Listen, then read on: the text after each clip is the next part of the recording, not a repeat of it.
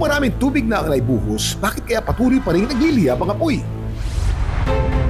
Ayon sa Bureau of Fire Protection, Pateros, may misconception po tayo pagdating sa pag-apula ng apoy, lalo na pag ito ay involves Class B of fires, which is gasoline, kerosene, oils, and the likes. Kasi po ito po ay mas less denser than water. So ibig sabihin, kapag po ito ay nabasa ng tubig, ito po ay iibabaw sa tubig. ipinakita pa nila kung anong pwedeng mangyari kapag ang apoy na galing sa gasolina ay binuhusan ng tubig. Pag po ito ay binuhusan natin ng tubig, ito po ay mas lalong kakalat pa.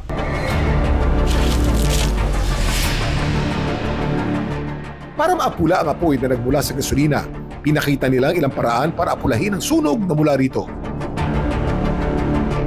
Unang-una po, mas maganda, meron po tayong foam type na fire extinguisher.